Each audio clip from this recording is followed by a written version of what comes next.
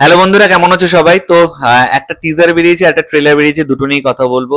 Teaser বেরিয়েছে Jolly LLB 3, আর trailer বেরিয়েছে পরম সুন্দরী। তো পরম সুন্দরী গানটা যখন সোনু নিগমের গানটা পরদেশি, ওই গানটার কথা বলছি। তো ওই গানটা শুনে আমি পাগল হয়ে গেছিলাম। তো ফাইনালি গানটা শুনে খুব ভালো লেগেছিল, এবং ট্রেলার আসার পর ট্রেলারটা দেখলাম। ট্রেলার দেখে আমি বলবো আমি অতটাও এক্সাইটমেন্ট পাইনি। কোথাও গিয়ে সেই নর্থ সাউথের একই ঘিসা পিটা স্টোরি লাইনে মনে হলো। এবং সিদ্ধার্থকে খুবই সিলেক্টিভ রোলে আমার ভালো লাগে, যেরকম শেষ সাথে খুব ভালো লেগেছিল। আরো এক দুটো সিনেমা রয়েছে, সুদ্দেশি রোমান্স বলছি, এই টাইপের আরেকটা কি সিনেমা ছিল ভুলে গেছি, পরিণীতি চোপড়ার সাথে ইশক গুলাব, ওই গানটা যেটাতে ছিল আর কি। ওই সিনেমাটা বেশ ভালো ছিল। তো এরকম সিলেক্টিভ কিছু সিনেমা আমার সিদ্ধার্থের ভালো লাগে, কিন্তু এখানে আমার মনে হলো একটু মিসফিট লাগছে কোথাও গিয়ে আমার।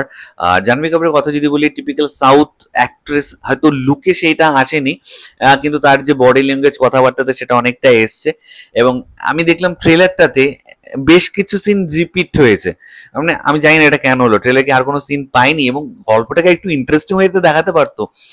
এত মানে কেয়ারলেসলি করা হয়েছে, ট্রেলারটাকে কাটা হয়েছে, যে কোনো ইন্টারেস্ট গ্রো করাতে পারেনি আমার মধ্যে। এটা পুরোপুরি আমার পার্সোনাল ওপিনিয়ন জানালাম, তোমাদের কার কি মতামত প্লিজ কিন্তু জানিও। তবে দেখা যাক, অনেক সময় এই লাভ স্টোরি ওয়ার্ক করে যায়, বক্স অফিসে আমরা দেখতে পাচ্ছি। এবং সিদ্ধার্থ মালহোত্রারও অনেক ফ্যান বেস রয়েছে, জাহ্নবী কাপুরের একটা ডিসেন্ট ফ্যান বেস রয়েছে। তো যদি কেমিস্ট্রিটা ওয়ার্ক করে, তাহলে হয়তো বক্স অফিসে ঠিকঠাক কালেকশন করবে। এবং নর্থ সাউথ যে ব্যাপারটা, অনেক সময় হয় ট্রেলার খুব খারাপ হয়, মুভিতে অনেক কিছু আমরা পাই, হতে পারে অনেক কিছু লুকিয়ে রাখা হয়েছে, মুভিতে হয়তো সেই জিনিসগুলো আনফোল্ড করা হবে, যেটা হয়তো অডিয়েন্সের খুব ভালো লাগবে। এটা টানাপোড়েন থেকে নর্থ সাউথের মধ্যে। তো দেখা যাক কি হয় আর কি।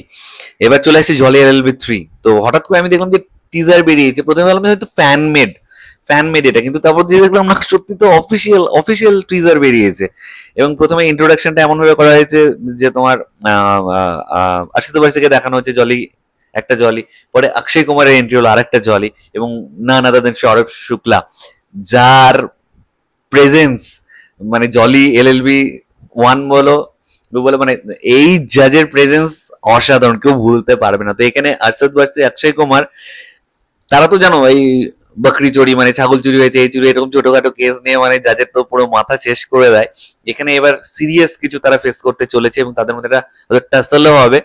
এবং সেখানে জাজ, মানে এই সিনেমাটা এরকম না, মানে তোমাকে কমেডির মোড়কে না এমন একটা সিরিয়াস ইস্যু নিয়ে তারা টাচ করে দেবে। তুমি জলি LLB 1 ধরো বা জলি LLB 2 ধরো, কার অ্যাক্সিডেন্ট বা অন্য যে ইস্যুগুলো আছে, সেগুলো যত সুন্দরভাবে কমেডির চলে, কমেডির মোড়কে কি সুন্দর সেই সোশ্যাল মেসেজ গুলো দিয়েছে। তো আশা করি জলেবি 3 এর মধ্যে আমরা সেটা পাবো। ট্রেলারে মেইন গল্প আমরা দেখতে পাবো, টিজারে সেভাবে আমাদেরকে রিভিলেশন করা হয়নি, তবে ক্যারেক্টার গুলো আমাদের ইন্ট্রোডিউস করা হয়েছে, এবং আমার মনে হচ্ছে একটা বড় সড়ো ধামাকা হতে পারে।